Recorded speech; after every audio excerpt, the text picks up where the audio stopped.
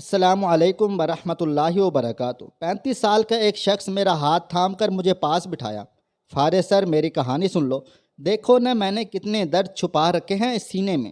وہ انسان اتنا سادہ لو تھا، مجھے اس کے بات کرنے کے انداز پہ پیار آ رہا تھا۔ فارغ، تم کو بھائی کہوں یا یار کہوں؟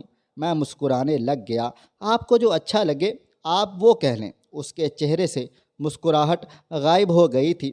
فارغ، میں نے رشتوں کو بہت قریب سے دیکھا ہے۔ رشتوں میں نفرت کی آگ اور منافقت کے سوا کچھ بھی نہیں۔ وہ شاید اپنوں کا ستایا ہوا تھا۔ میں نے پوچھا، کیوں رشتوں سے اتنے اکتائے ہوئے کیوں ہو؟ آخر کیا وجہ ہے؟ دھیمے سے لہجے میں بولا، میں نے زندگی تنہا کاٹی ہے۔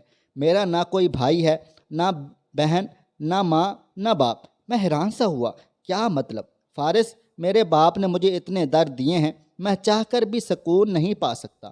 میں خاموش رہا۔ وہ بتانے لگا کہ جب میں 1 سال کا تھا، میرے باپ نے میری ماں کو صرف اس بات پہ طلاق دے دی کہ اس نے چائے ناشتے میں ٹھنڈی کیوں دی۔ باپ نے ماں کو چھوڑ دیا اور مجھے اپنے پاس رکھ لیا۔ ماں مجھے چھوڑ گئی۔ باپ کے رحم و کرم پہ میں رہ گیا تھا۔ باپ فوجی تھا، وہ پھپھو کے ہاں مجھے چھوڑ کر ڈیوٹی واپس لوٹ گیا۔ پھپھو کی مجھ سے نہ جانے کیوں نفرت کرتی تھیں۔ بتانے والوں نے بتایا، میں دودھ کے لیے روتا تھا۔ پھپھو مجھے کمرے کے گھپ اندھیرے میں تنہا چھوڑ دیتی۔ میں رو رو کر چپ ہو جاتا تھا۔ پھر جب میرا باپ کچھ مہینے بعد لوٹا تو پھپھو نے کہا، میں پرایا بچہ نہیں پال سکتی۔ باپ کی گود میں ڈال دیا۔ باپ میرے لیے بہت زیادہ پریشان تھا کہ اس کا میں کیا کروں۔ بابا نے مجھے بتایا تھا کہ ایک لمحے انہوں نے فیصلہ کیا کہ مجھے قتل کر دیں۔ پھر نہ جانے کیا سوچ کر رحم آ گیا۔ بالآخر ابا کا کزن مجھے اپنے گھر لے گیا، میری پرورش کی۔ مجھے وہاں ماں باپ کا پیار ملا۔ میں پروان چڑھنے لگا۔ غربت کے دن تھے، پڑھ نہ سکا۔ انکل کو میں باپ کہتا تھا۔ میرے باپ نے دوسری شادی کر لی۔ دوسری شادی بھی کچھ سال چلی۔ دوسری بیوی کو بھی باپ نے طلاق دے دی۔ میں جوان ہوا، محنت مزدوری کرنے لگا۔ جس انکل نے مجھے پالا تھا اس نے اب شادی اپنی بیٹی سے کروا دی۔ میں اپنی نئی زندگی میں بہت زیادہ خوش تھا۔ وہ پہلی بار تھی جب میں نے کسی رشتے میں اتنی مٹھاس محسوس کی تھی۔ میری بیوی ذکیہ، وہ بہت پیاری تھی، بہت خوبصورت تھی، میرا بہت زیادہ خیال رکھتی۔ میں اس کی باہوں میں ہر دکھ درد بھول گیا۔ ہم دونوں بہت خوش تھے اپنی زندگی میں۔ میں اس کی سانس میں سانس لیتا، وہ میرے دل میں دھڑکتی تھی۔ میں جو کما کر لاتا اس کے ہاتھوں میں لا رکھتا۔ وہ بہت سمجھدار تھی۔ اس نے مجھے کہا، میں پیسے جمع کروں گی، بھوکھی پیاسی رہوں گی، مشکل سے دن گزاریں گے، ہم اپنا الگ پیارا سا گھر بنائیں گے۔ میں اس کی باتوں کو حکم مانتا تھا۔ پھر اللہ پاک نے کرم فرمایا، بیٹا عطا کیا۔ میری زندگی جنت بن گئی تھی۔ ہم بہت زیادہ خوش تھے، ذمہ داری بڑھ گئی تھی۔ ایک دن مجھے کسی دوست نے کہا، دبئی جانا ہے کیا؟ میں نے بیوی سے مشورہ کیا۔ وہ تو راضی نہیں تھی، لیکن میں نے اسے منا لیا کہ دبئی جاؤں گا تو حالات مزید بدل جائیں گے۔ میں دبئی چلا گیا۔ اللہ تعالیٰ نے مجھے بیٹی عطا کی۔ ہمارے اب بیٹا اور بیٹی تھی۔ اللہ پاک نے سب کچھ عطا کیا۔ دن بدلنے لگے۔ ہم نے پیارا سا چھوٹا سا گھر بنا لیا 4 سال میں۔ لیکن پھر میرے باپ میری بیوی کے ساتھ جھگڑا کرنا شروع کر دیا۔ میں نہیں جانتا کہ کیوں، کیا وجہ تھی، لیکن میرا باپ میری بیوی کو بہت مارتا۔ جب مجھے پتہ چلا تو میں واپس پاکستان آیا۔ سب محلے والوں نے بتایا، تیرا باپ غلط ہے، لیکن میری پھپھو اور باپ کہتا تمہاری بیوی غلط ہے۔ باپ نے مجھے طلاق دینے پہ مجبور کر دیا۔ میں نے بہت سمجھایا، باپ خاموش ہو گیا۔ پھر میں دوبارہ دبئی لوٹ گیا، لیکن باپ کی پھر وہی حرکتیں۔ میری بیوی کو اتنا مارا کہ اس کا بازو توڑ ڈالا۔ میں پھر واپس آیا، لیکن اب کی بار میرا سسر جس نے مجھے پالا تھا اس نے عدالت جا کر مجھے طلاق دینے کا کہا۔ میں بیوی کو طلاق نہیں دینا چاہتا تھا، لیکن میرے باپ نے مجھے اتنا مجبور کر دیا۔ میں نہ چاہتے ہوئے بیوی کو طلاق دے دی، اپنے بچوں پہ ظلم کر گیا۔ میں ٹوٹ چکا تھا۔ میں واپس دبئی لوٹ گیا۔ بیوی کو کسی نے صلاح دی کہ خرچے کا دعویٰ کر دو۔ میں دبئی تھا، عدالت میں کیس چل گیا۔ باپ نے کہا مجھے، تو فکر نہ کر، میں ہوں یہاں، سب کچھ میں سنبھال لوں گا۔ میں باپ پہ اعتبار کرتا تھا۔ میری بیوی اور سسر 3 سال عدالت کے چکر لگاتے رہے۔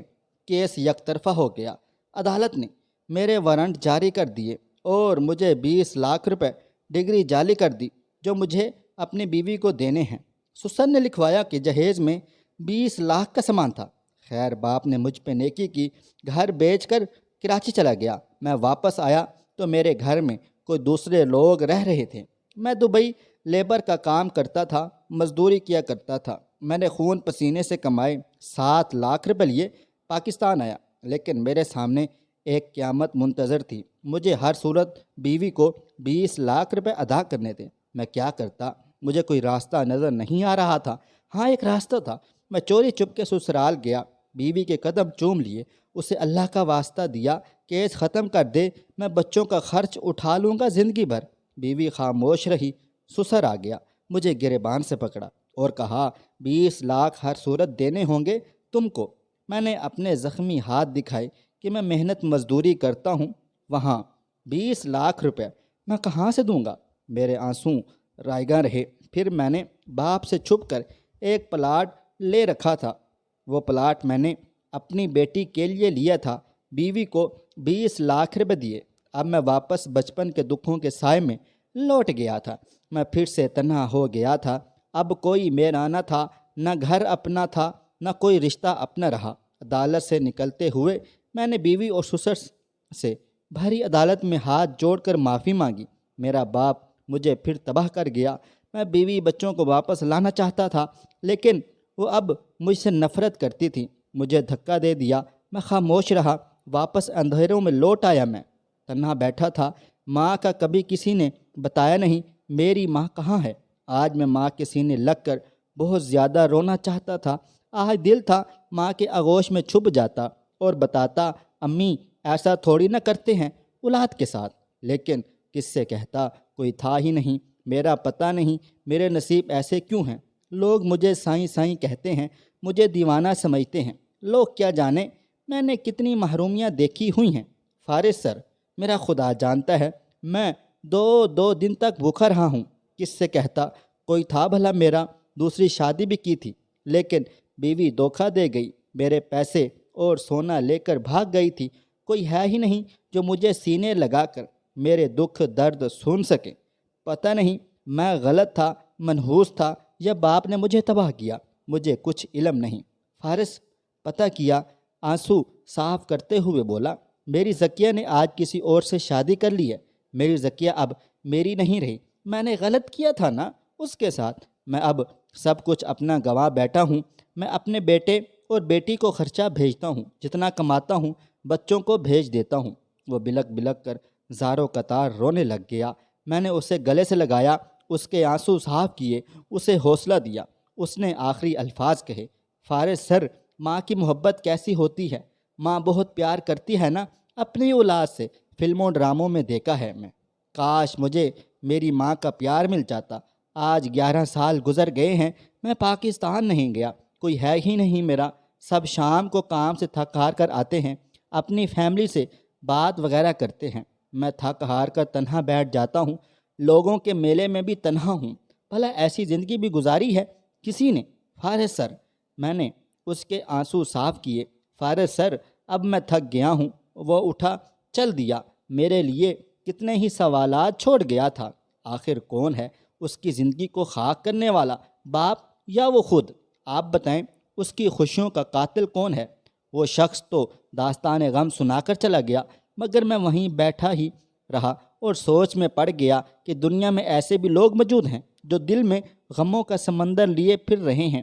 آج سے کچھ دن پہلے میں نے ایک کہانی آپ لوگوں سے شیئر کی تھی، جس میں والدین کی انا، ضد اور غصے میں گھر اجڑ گیا تھا اور شوہر نے طلاق دے دی تھی، اور اس طرح ان کے بچے در بدر کی ٹھوکریں کھانے پر مجبور ہو گئے تھے۔ بالکل ایسے ہی اس کہانی میں اس شخص کے ساتھ ہوا ہے۔ خدارا آپس میں برداشت پیدا کریں، پیار محبت سے رہیں، تاکہ آپ اور آپ کی فیملی خوشحال اور بہتر سے بہتر زندگی گزار سکیں۔ آپ لوگ اس بارے میں اپنی کیا رائے رکھتے ہیں؟ کمنٹ باکس میں ضرور بتائیے گا۔ خواہش صرف اتنی سی ہے کہ کچھ الفاظ لکھوں جس سے کوئی گمراہی کے راستے پہ جاتے جاتے رک جائے، اور نہ بھی رکے تو سوچ میں ضرور پڑ جائے۔ دوستو، ویڈیو پسند آئی ہے اس ویڈیو کو لائک کریں، شیئر کریں۔ اگر آپ نے ابھی تک میرا چینل سبسکرائب نہیں کیا ہوا تو ابھی کے ابھی سبسکرائب کر لیں، ساتھ میں بیل آئیکن کو بھی ضرور پریس کر لیجیے گا تاکہ نئی اپلوڈ ہونے والی ہماری ویڈیوز کا نوٹیفیکیشن آپ کو بروقت ملتا رہے۔ مجھے آپ اگلی ویڈیو تک اجازت دیں۔ اللہ حافظ۔